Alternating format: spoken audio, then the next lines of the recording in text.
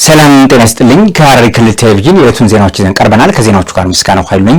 በቅድሚያም ክልላዊ ዜናዎችም በሐረሪ ክልል ሰላምና የሕግ የበላይነትን ከማረጋገጥ አንጻር አበረታች ውጤቶች መመዝገባቸውን የክልሉ ሰላምና ጸጥታ አስተዳደር ቢሮ ገለጸም።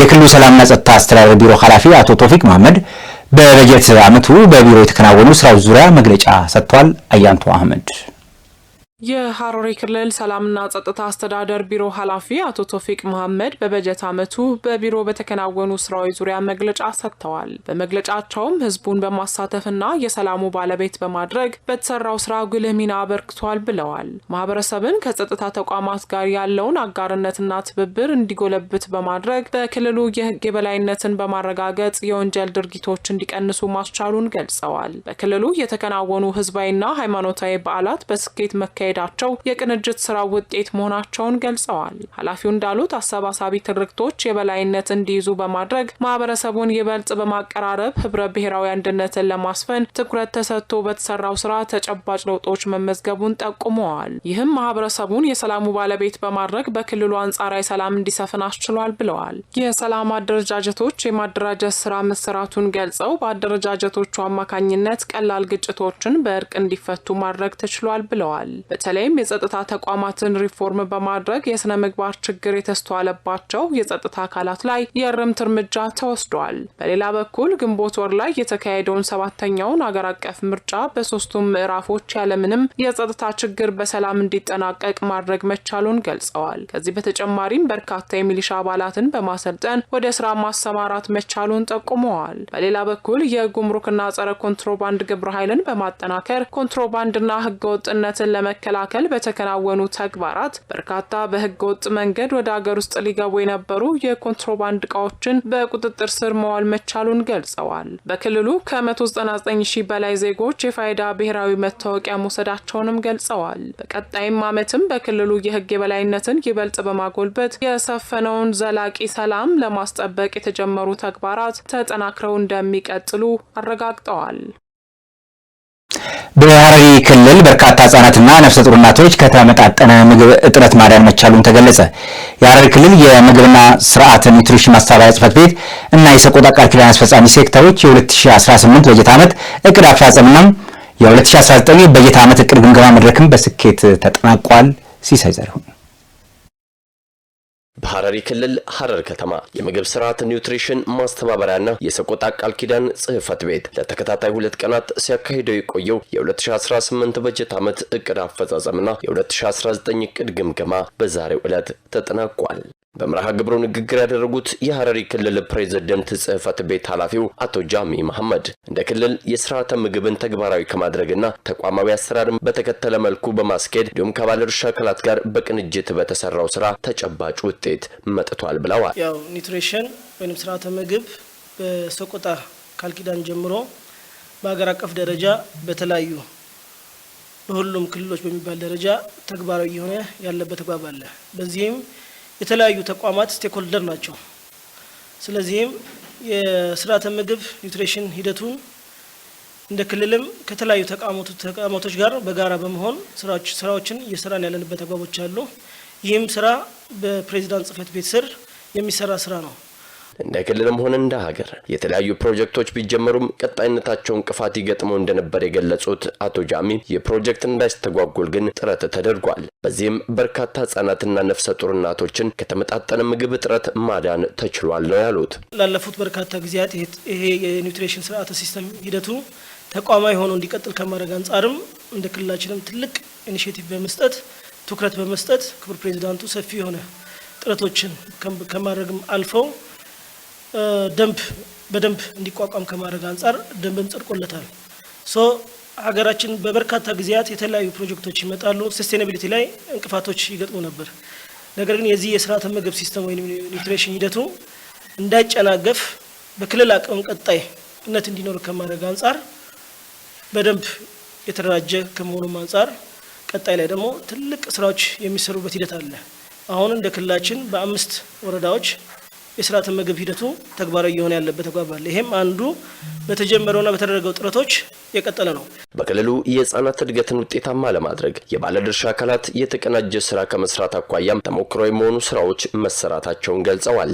አንድም ህፃን በምግብ እጥረት ምክንያት መቀንጨር የለበትም ያሉት አቶ ጃሚ በቀጣይም በቀሪ የክልሉ ወረዳዎች በማስፋፋት ጤናማና አምራች ትውልድን ለመፍጠር የሚደረገው ጥረት ተጠናክሮ ይቀጥላል ብለዋል። የክልሉ ርዕሰ መስተዳድር የምግብ ስርዓት ፕሮግራም አስተባባሪ አቶ አብዱናስር መሐመድ በበኩላቸው በበጀት ዓመቱ የህፃናትን መቀንጨር መከላከል፣ የበሽታ መከላከል አቅማቸውን ማሳደግ፣ የነፍሰ ጡር እናቶችን ጤና ማሻሻልና ከመከላከል አኳያም የተሻለ ስራ መሰራቱን አንስተዋል። በ2018 በጀት ዓመት ቀደም ሲል እንደሚያከናውናቸው አፈጻጸሙ ይታወቃል። በየዓመቱ የክልሉ የፕሬዝዳንት ጽሕፈት ቤት የምግብ ስርዓትና ኒውትሪሽን ማስተባበሪያ በክልሉ ፈጻሚ የሆኑ ሴክተሮች አሉ። ወደ 17 ናቸው።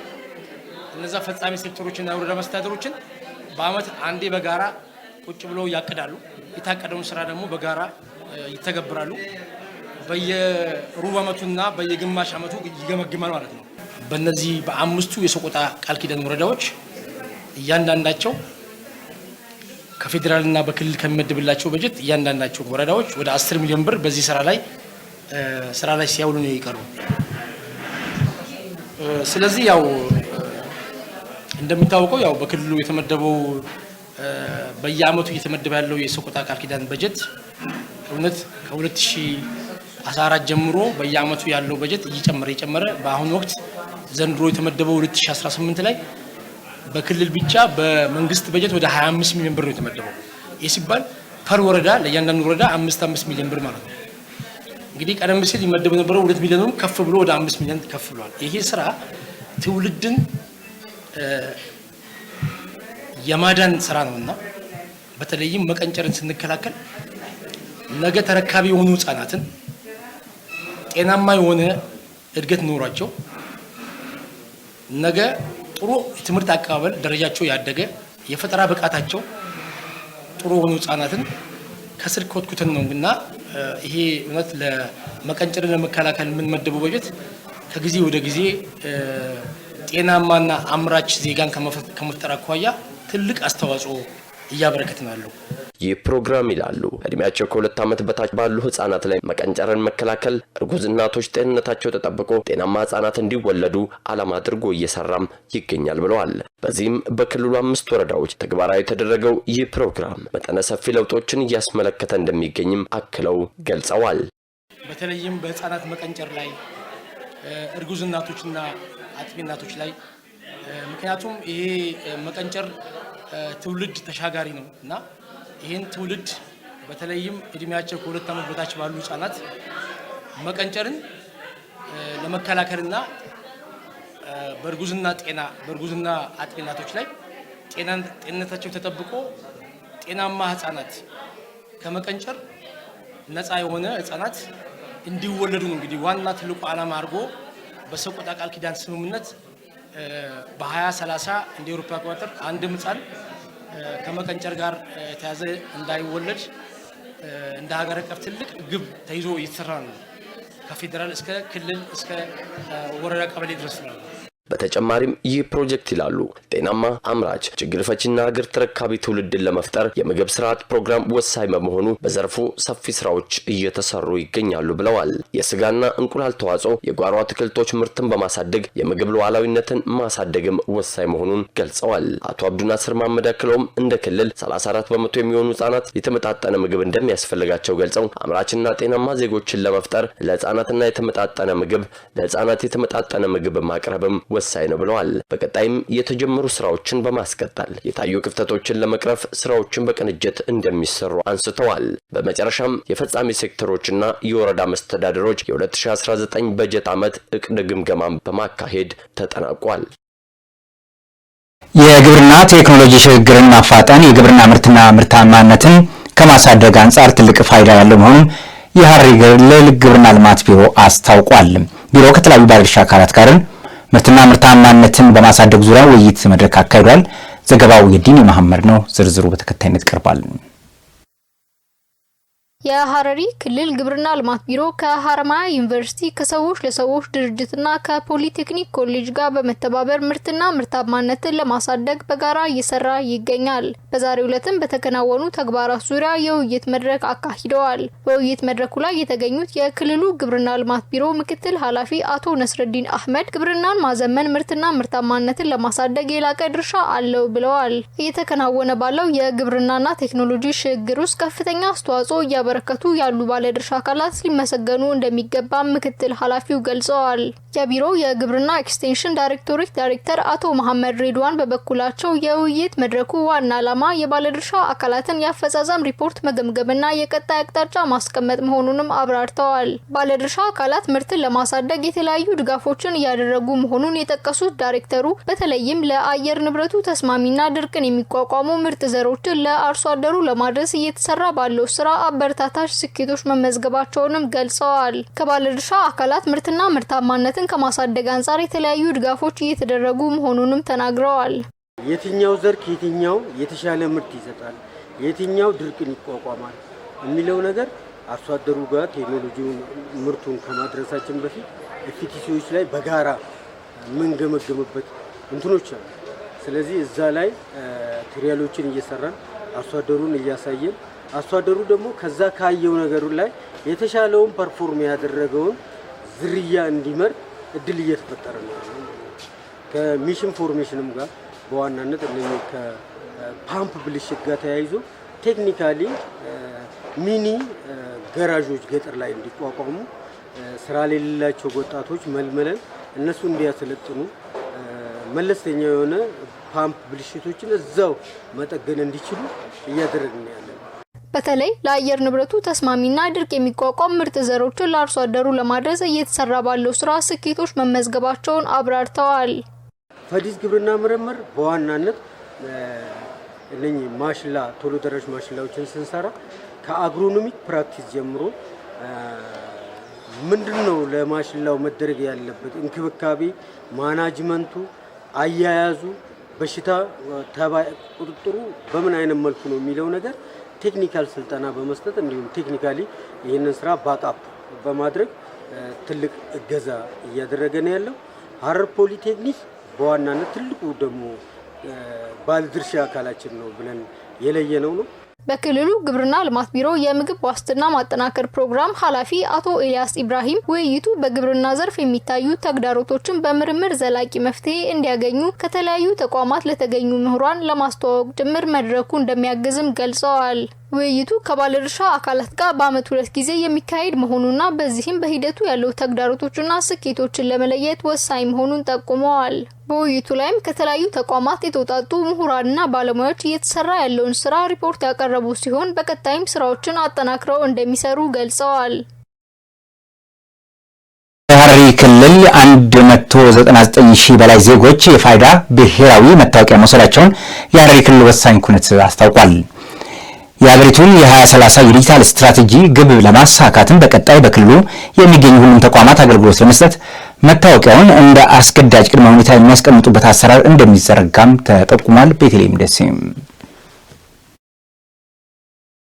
በሐረሪ ክልል በ2018 በጀት ዓመት 200 ሺህ ዜጎች የፋይዳ ዲጂታል መታወቂያ ተጠቃሚ ለማድረግ ታቅዶ እስከ ሰኔ ወር ድረስ 199268 ዜጎች መታወቂያውን መውሰዳቸውን የክልሉ ወሳኝ ኩነት ምዝገባ ኤጀንሲ ኃላፊ አቶ ሳዳም መሐመድ ገልጸዋል። ይህም የእቅዱን 99% ማሳካት የተቻለ ሲሆን ምዝገባው ከተጀመረበት ጊዜ አንስቶ በአጠቃላይ በክልሉ 236013 ዜጎች የፋይዳ ዲጂታል መታወቂያ ባለቤት መሆን ችለዋልም ብለዋል። እንደሚታወቀው በ2030 በኢትዮጵያ ውስጥ እንግዲህ ዲጂታል ስትራቴጂ ተቀርጾ እየተሰራ ነው ያለውና በ2030 ምን ደርስበት ቦታ ምንድነው የሚለውን ስንመለከት በአብዛኛው በመንግስትና በግል ተቋማትም የሚሰጡ አገልግሎቶች በኦንላይን የሚሰጡበት ሁኔታዎች ይፈጠራሉ። እነዚህን አገልግሎቶች ደግሞ ዜጎች እንዲያገኙ ማሟላት የሚያስፈልጋቸው ነገሮች አሉ። ከዚህ ጋር በተያያዘ አሁን ዋነኛው ነገር ምንድነው? አንድ ሰው በአንድ ተቋም በኦንላይን ለመገልገል በሚፈልግበት ጊዜ ያንን ሰውዬ ትክክለኛ ማንነቱን የሚያረጋግጥበት መንገድ መፈጠር መቻል አለበት። በክልሉ የሚገኙ የ6ኛ የ8ኛና የ12ኛ ክፍል ተፈታኝ ተማሪዎችም ለፈተና በሚቀመጡበት ወቅት ብሔራዊ መታወቂያ ግዴታ በመሆኑ እነዚህ ተማሪዎች ሙሉ በሙሉ መታወቂያውን እንዲወስዱ መደረጉንም ገልጸዋል። በገጠር አካባቢዎች ያለው ተደራሽነት ይበልጥ ለማስፋትም ከኢትዮ ቴሌኮምና ከፖስታ አገልግሎት ጋር በመተባበር የምዝገባ ሂደቶች በመያዝ ሰፊ ስራዎች እየተከናወነ እንደሚገኝ አቶ ሳዳም ጠቁመዋል። ገጠር ላይ ያለው ማህበረሰብ ከከተማው ትንሽ በባህሪም ለየት የሚልበት ሁኔታ አለና ይሄን የገጠሩን ማህበረሰብ ተደራሽ ለማድረግ ምንድነው ትኩረት የተደረገበት? በገጠር ወረዳ የሚገኙ ወረዳዎችን የወረዳ አመራሮች ማህበረሰቡን እንዲያስተባብሩ በማድረግ ከመዝጋቢ ደግሞ የቴሌና የፖስታ ቤት መዝጋቢ ሂቶችን ይወስደን እዛው መስገባው እየተደረገ ያለበት ሁኔታ ነው ያለው። የፋይዳ ዲጂታል መታወቂያ ማንነት መደራረብና የህገወጥ አሰራሮችን በማስቀረት ረገድ ከፍተኛ ኢኮኖሚያዊና ማህበራዊ ፋይዳ እንዳለው ኃላፊው ገልጸዋል። በተለይም በበይነ መረብና ሞባይል ባንኪንግ የሚፈጸሙ የሌብነትና የማጭበርበር ወንጀሎችን ለመከላከል አሁን ላይ ባንኮች አዲስ አካውንት ለመክፈትም ሆነ የቀደሙ ደንበኞች መረጃ ከብሔራዊ መታወቂያ ጋር ለማስተሳሰር የፋይዳ ዲጂታል መታወቂያን እንደ ቅድመ ሁኔታ እየተጠቀሙበት ይገኛሉም ብለዋል። ዜናዎቻችን እንደቀጠሉ ናቸው። በሐረሪ ክልል በህገ ወጥ ግንባታ ንግድ ላይ ጠንካራ እርምጃ እየተወሰደ መሆኑን የክልሉ ደንብ ማስከበር ጽሕፈት ቤት ገለጸ። በተጨማሪም ጽሕፈት ቤቱ የተቋሙን አገልግሎት ጥራትና ታማኝነት ለማረጋገጥ የአደረጃጀት ማሻሻያ ያደረገ መሆኑንም ተጠቁሟል። ያብስራ አሰግድ የሐረሪ ክልል ደንብ ማስከበር ጽሕፈት ቤት በከተማዋ የህግ ስርዓትን ለማስከበርና የኮሪደር ልማት ስራዎችን ለመጠበቅ ዘርፈ ብዙ ተግባራት እያከናወነ መሆኑን አስታወቀ። የጽሕፈት ቤቱ ኃላፊ አቶ ኢብሳ አልይ ተቋሙ በተለይም በህገ ወጥ ግንባታና ንግድ ላይ ትኩረት አድርጎ እየሰራ እንደሚገኝም ገልጸዋል። እንደ ኃላፊው ማብራሪያ በከተማዋ የተለያዩ አካባቢዎች የተመደቡ ደንብ አስከባሪዎች የኮሪደር ጥበቃን ጨምሮ ሌሎች ህገ ወጥ ተግባራትን ለመከላከል ጥብቅ ቁጥጥር እያደረጉ መሆኑን ገልጸዋል። በኮሪደር ልማት አካባቢዎች እግረኞች መደበላቸው የጉዞ መስመር ብቻ መጠቀም እንዳለባቸውም ተናግረዋል። በተለይም ለሳይክል ተብሎ በተዘጋጀው መስመር ላይ እግረኞች መንቀሳቀስ በጥብቅ የተከለከለ ሲሆን ተላልፈው በሚገኙ አካላት ላይ ህጋዊ እርምጃ ይወሰዳልም ብለዋል። ኮሪደር በሚጠብቅበት ሰዓት ማንኛውም ሰው በቀኝ ራሱን ችሎ እንዲሄድ ይደረጋል ማለት ነው። እንደፈለገ ከተማ ውስጥ በየትኛውም ቦታ መሄድ አይቻልም። ቀኙን ጠብቆ መሄድ መቻል አለበት። አንደኛ ለሳይክል የተዘጋጀ መንገድ አለ። ሌላው ደግሞ ለሰው መተላለፊያ የተሰራ ኮሪደር አለ። ማንኛውም ሰው መንገድ ላይ ሲሄድ ቀኙን ጠብቆ በኮሪደር መንገድ ላይ መሄድ እንዳለበት ይህን ቁጥጥር እናደርጋለን። ከዚህ ውጪ ማንኛውም ሰው በሳይክል መንገድ ላይ መሄድ አይቻልም። ከዚህ ከህገወጥ ግንባታ ጋር ተያይዞ ማንኛውም አካል የራሱን ሊገነባ ይችላል። በኢንቨስትመንት በተለያዩ ነገር ለግለሰብ መኖሪያ ሊገነባ ይችላል። ይህ ደግሞ ከሚመለከተው ፍቃድ ውጪ ህገወጥ ቤት መስራት አይቻልም። ይህን ቁጥጥር ይደረጋል። ተጨባጭ አድርጎ የሚታየው ደግሞ እስከ 35,000 ብር ይቀጣል ማለት ነው። ተቋሙ የቅጣት እርምጃ ከመጀመሩ በፊት በሳምንት 2 ጊዜ በከተማ ውስጥ ሰፊ የግንዛቤ ማስጨበጫ ስራዎች እያከናወነ እንደሚገኝም አብራርተዋል። ማንኛውም ግለሰብ ከተፈቀደለት የንግድ ቦታ ውጪ መነገድ እንደማይችል የገለጹት አቶ ኢብሳ ከፍቃድ ውጪ የሚከናወኑ ማንኛውም ግንባታ ህገወጥ መሆኑንም አሳስበዋል። ህግ ተላልፎ የተገኘ አካል እስከ 35,000 ብር በሚደርስ የገንዘብ መቀጮ የሚቀጣ ሲሆን በህገወጥ መንገድ የሚገነባው ህንጻም እንደሚፈርስ አረጋግጠዋል። የተቋሙን የአገልግሎት ጥራትና ታማኝነት ለማረጋገጥ የአደረጃጀት ማሻሻያ እየተደረገ መሆኑን ኃላፊውም ጠቁመዋል። ከዚህ ጋር ተያይዞ ከስነ ምግባር ጉድለት ጋር በተያያዘም ባለፉት 7 ወራት ውስጥ 36 ደንብ አስከባሪዎች ከስራ እንዲሰናበቱ ተደርጓልም ብለዋል። የደንብ ማስከበር ጽሕፈት ቤት ኦፊሰሮች በየኦፊስ የሚነሳው በየመድረኩ የሚነሳው በርካታ ጥያቄዎች ይነሳሉ። አብሶ የሚነሳው ከስነ ምግባር ጋር ተያይዞ ነው። በርካታ ስነ ምግባር ችግር ያለበት ቤት ነው። ይህን ለማጥራት እየሰራን ያለነው ስራዎች በርካታ ስራ እየሰራን ነው። እንደዚህ አይነት ተጨባጭ የስነ ምግባር ጉድለት ያለባቸውን አባላት ኦልሬዲ በአሁኑ ሰዓት እያሰናበት ነው ያለነው። እስካሁን ድረስ በዚህ በ6 ወር 7 ወር ውስጥ ወደ 36 አባላት አሰናብተናል። ማለትም ተጨባጭ እጅ ከፍንጅ ከህብረተሰቡ ከምናገኘው ጥቆማ ታይዞ ይህንን እርምጃ እየወሰድን ያለው በዚህ በቅርብ ጊዜ ውስጥ 36 ሰው እርምጃ ወስዶ ሌላው በፍርድ ቤት ተጠያቂ እያደረግናቸው ነው። ጽሕፈት ቤቱ ለህብረተሰቡ የሚሰጠውን አገልግሎት ይበልጥ ለማጠናከር ቁርጠኛ መሆኑን የገለጹት አቶ ይብሳሊ ማንኛውም ዜጋ ቅሬታ ወይም ጥቆማ ካለው በአካል ተቋሙ ድረስ በመገኘት ማቅረብ እንደሚችልም ጥሪያቸውን አስተላልፈዋል።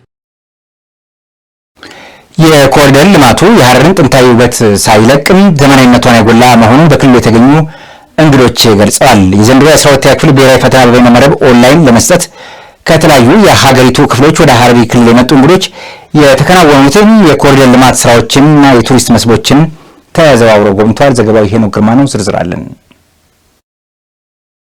የዘንድሮን የ12ኛ ክፍል ብሔራዊ ፈተና በበይነ መረብ ኦንላይን ለመስጠት ከተለያዩ የሀገሪቱ ክፍሎች ወደ ሐረሪ ክልል የመጡ ፈታኝ መምህራን፣ የፈተና ጣቢያ ኃላፊዎች፣ ሱፐርቫይዘሮችና አስተባባሪዎች በክልሉ የተከናወኑ የኮሪደር ልማት ስራዎችና የቱሪስት መስህቦችን ተዘዋውረው ጎብኝተዋል። ባደረጉት የመስክ ምልከታም በከተማዋ በተከናወኑት የኮሪደር ልማት ስራዎችና ለየት ባሉ የቱሪስት መስህቦች መደነቃቸውን ገልጸዋል። ጎብኚዎቹ በሐረር ከተማ በከፍተኛ ፍጥነትና ጥራት የተከናወኑ የኮሪደር ልማት ስራዎች ተዘዋውረው የተመለከቱ ሲሆን የከተማዋን ገጽታ በመቀየርና ለነዋሪዎቿ ምቹ በማድረግ ረገድ የተሰሩ ስራዎች የሚደነቁና በተሞክሮነት የሚወሰዱ መሆናቸውን ጠቁመዋል። የኮሪደር ልማቱ የሐረርን ጥንታዊ ውበት ሳይለቅ ዘመናዊነቷን ያጎላ አስደናቂ የኮሪደር ልማት ስራ መሆኑን ገልጿል። በተጨማሪም የጉብኝቱ አካል የሆነውና የሐረር መገለጫ የሆነው ለየት ያለው የጅብ ማብያ ትርኢት የጎበኙ ሲሆን በሰውና በዱር አራዊት መካከል ያለውን አስደናቂ ትስስርና ሰላማዊ መስተጋብር የሚደነቅ መሆኑንም ጨምረው ገልጸዋል። በጉብኝታቸው መደሰታቸውና የማይረሳ ትውስታ ጥሎባቸው እንዳለፈም አክለዋል። ጎብኚዎቹ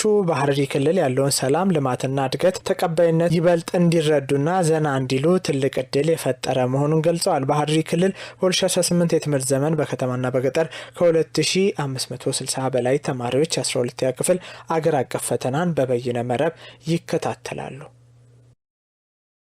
በጤናው ዘርፍ የተመዘገበው ጠንካራ ስኬት በሌሎችም የልማት አገልግሎቶች ዘርፎችም ጠናክሮ ሊቀጥሉ እንደሚገባም የሐረሪ ክልል የጂንላ ወረዳ ገለጸ። በወረዳው የ2018 በጀት ዓመት የስራ እቅድ አፈጻጸምና በጤናው ዘርፍ የተከናወኑ ተግባራትን ላይ ያተኮረ ግምገማ ውይይት መድረክም ተካሂዷል። ፍቃዱ በላይ ዝርዝር አለው።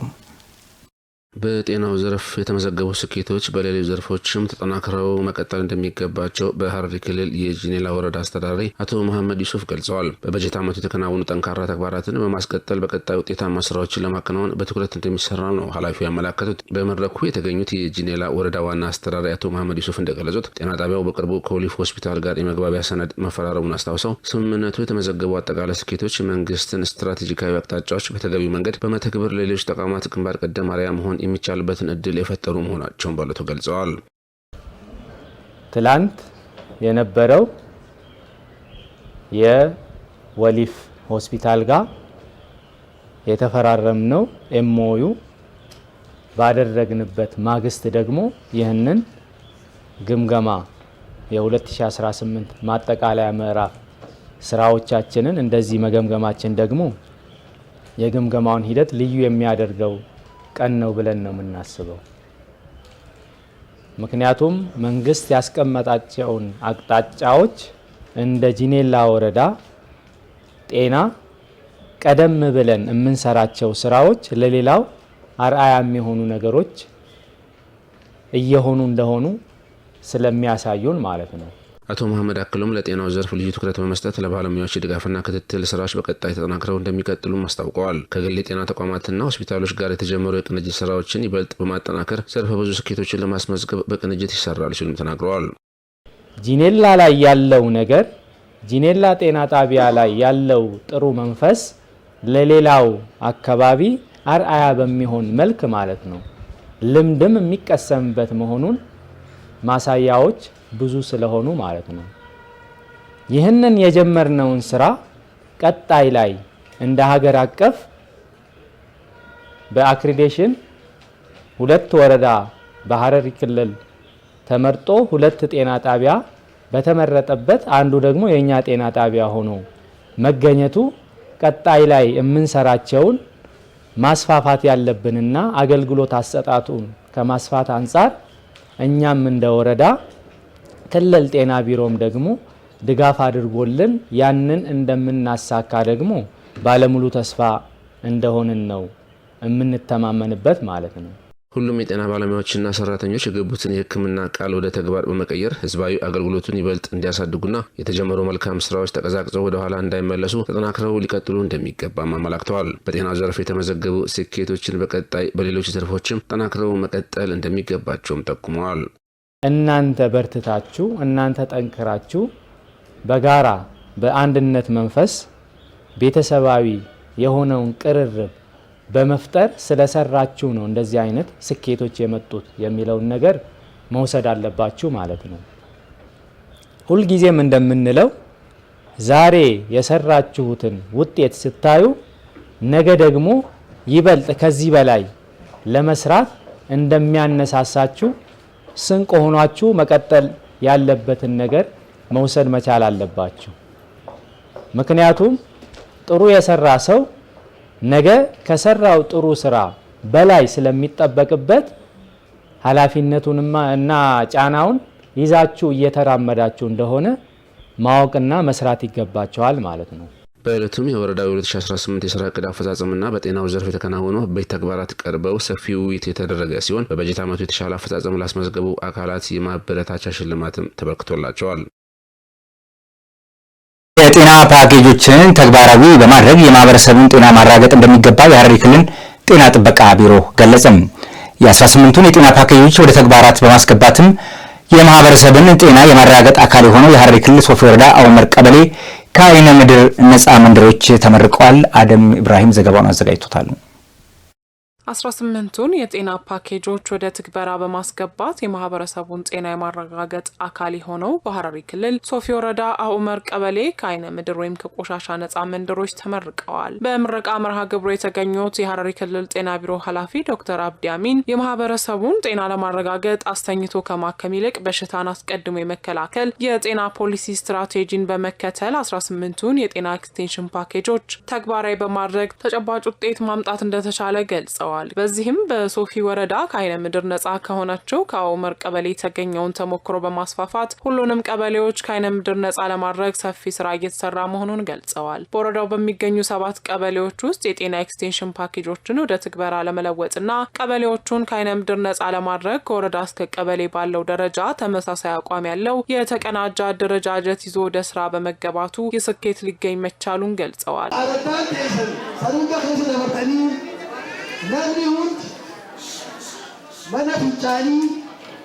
የአኡመር ቀበሌ ነዋሪዎች ከዚህ በፊት የሽንት ቤት፣ የመጸዳጃ ቤት እጥረት በመኖሩ ምክንያት ይገጥማቸው የነበረውን ችግር ሁሉ አሳልፋችሁ ለዛሬ ቀን በቅታችኋል።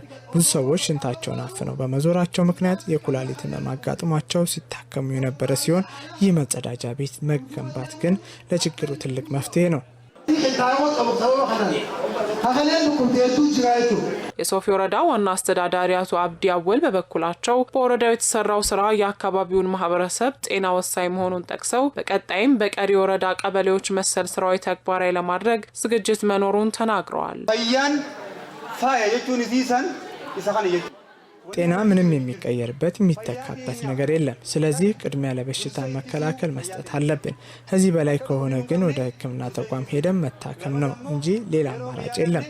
የማህበረሰባችንን ኑሮና ህይወት ማሻሻል የሚቻለው ጤናማ ማህበረሰብ መፍጠር ሲቻል ነው። ከግል ንጽህና ጀምሮ የአካባቢን ቆሻሻ በማስወገድ ተላላፊ በሽታዎችን ማጥፋት ይቻላል ያሉት ደግሞ የሶፊ ወረዳ ጤና ጽህፈት ቤት ኃላፊ አቶ ዚያድ በከር ናቸው። የተመረቁት የአኡመር ቀበሌ መንደሮች የወረዳውን ከአይነ ምድር ነፃ መሆን የሚያረጋግጡ ናቸው ብለዋል። የሽንት ቤት፣ የመጸዳጃ ቤት መቆፈር ብቻ ሳይሆን የተቆፈረው መጸዳጃ ቤት ደረጃውን ስታንዳርዱን የጠበቀ መሆንና በአግባቡ ጥቅም ላይ መዋል አለበት። የቀበሌው ነዋሪዎች በሰጡት አስተያየት ቀደም ሲል የቤተሰብ አባል በሜዳ ላይ ይጸዳዳ ስለነበር አካባቢያቸውን ለብክለት የተጋለጠ እንደነበር አስታውሰው የመጸዳጃ ቤት ወይም ሽንት ቤት ቆፍረው መጠቀም ከጀመሩ ወዲህ ግን ግቢያቸው ያማረና አካባቢያቸውም የሚስብ መሆኑን ተናግረዋል። ከቢሮ ጀምሮ እስከ ወረዳ ድረስ ባሉ ባለሙያዎች በተደረገልን ክትትልና ድጋፍ አማካኝነት አካባቢያችን ከቆሻሻ ነፃ ወደ መሆን ደረጃ በመድረሱ በጣም ደስ ብሎናል። ደርገጎታ አረዳ ኡመሪቲስ አረዳ ወሊን ተውዳን ሽንት ቤት እንደ አውመር ቀበሌ ባገኘነው ግንዛቤ ላይ ተመስርተን የመጸዳጃ ቤት ቆፈርንና ሰርተን ለዛሬ ቀን ለመብቃት ችለናል። በዚህም የምረቃ ስነ ስርዓት ላይ የሐረሪ ክልል ጤና ጥበቃ ቢሮ ኃላፊ ዶክተር አብዲ አሚን፣ የቢሮ ምክትል ኃላፊ ዶክተር ኢማን ዘይዳን፣ የሶፊ ወረዳ ዋና አስተዳዳሪ አቶ አብዲ አወልን ጨምሮ የክልልና የወረዳ የጤና ባለሙያዎች፣ አባገዳዎች፣ አደ ስንቄዎችና ጥሪ የተደረገላቸው የማህበረሰብ ክፍሎች ተገኝተዋል። ተመልካቾቻችን ከሐረሪ ክልል ቴሌቪዥን ለዕለቱ የነበሩን ዜናዎች የተካተላችሁት ይመስል ነበር። ዜናዎቹ ወደ እናንተ በማድረስ በኩል ምስጋናው ኃይሉ አብራችሁ ቆይታ አድርጌያለሁ። ከቀሪዎቹ ሐረሪ ቴሌቪዥን ፕሮግራሞች ጋር ሰናይ ጊዜን እየተመኘሁ የኔን በዚህ አጠናቀቅኩ። ጤና ይስጥልኝ።